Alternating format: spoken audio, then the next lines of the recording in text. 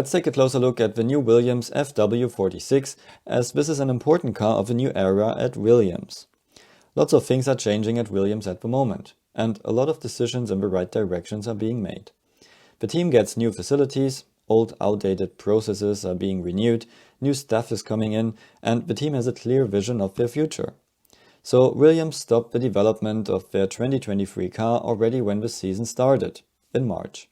They brought a bigger update during the season but concentrated on their 2024 car. And their FW46 was pretty much the last car to be done in 2024. So Williams really took the maximum time they could get to develop this car. Because of their position at the back of the grid in recent years, they also have a high wind tunnel and CFD allowance. And what they came up with is a completely new car, although on first glance it looks very similar to last year's car.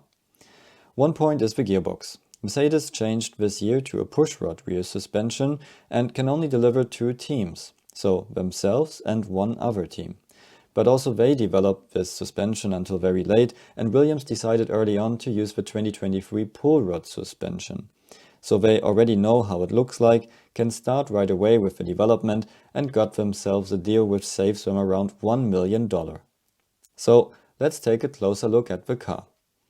Also, Williams chose to use a very flat nose. It needs to be relatively wide to reach the mandatory cross-section. It connects to the second element. The front wing has a flat outwashing section at the side, and we can see how the front wing end plates are bent outboard.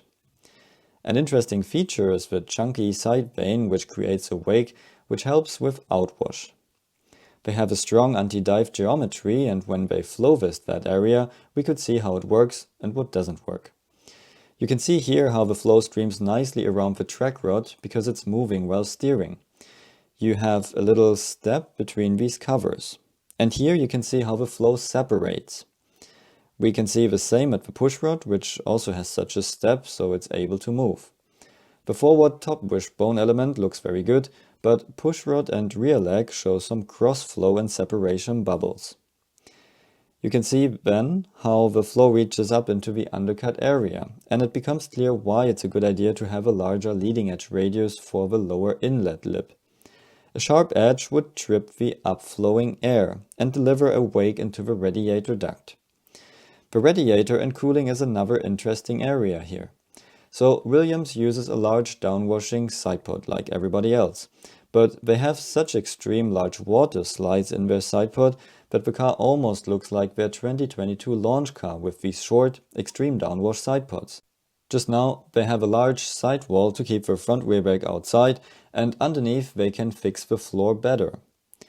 At the top, Williams keeps this downwashing area very clean with no split lines in the way, which could trip the sensitive flow.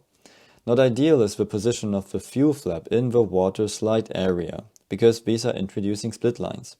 So maybe they will tape this area for the race, but with tape you have to make sure that you don't create any folds and the tape doesn't come off.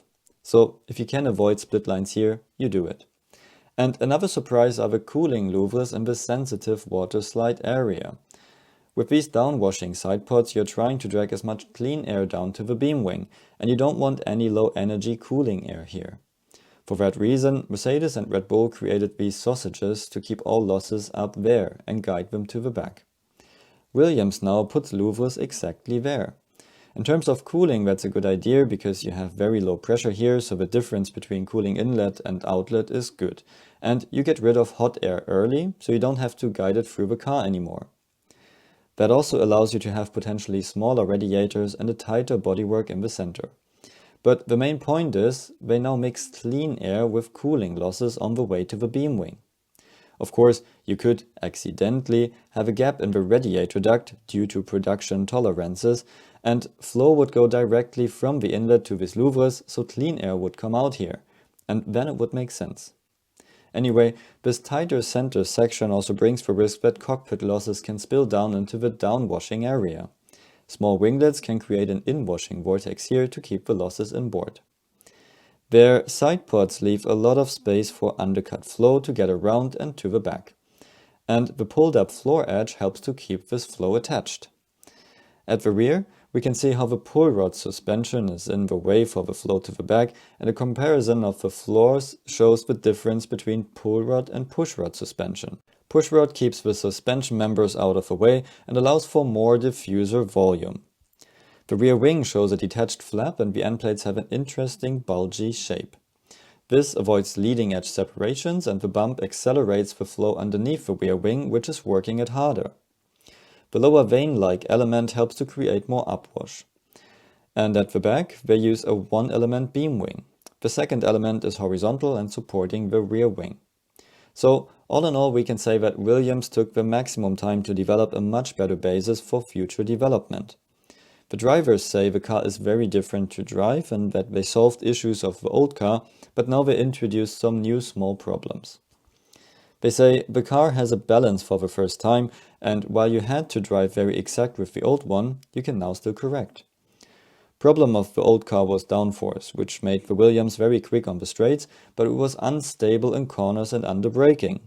So the drivers need to adjust their driving style to the new car now, but it should give them more potential for the future. So how do you like the new Williams FW46? Let me know in the comments below, and check out my Career Accelerator course if you want to work in F1 as well.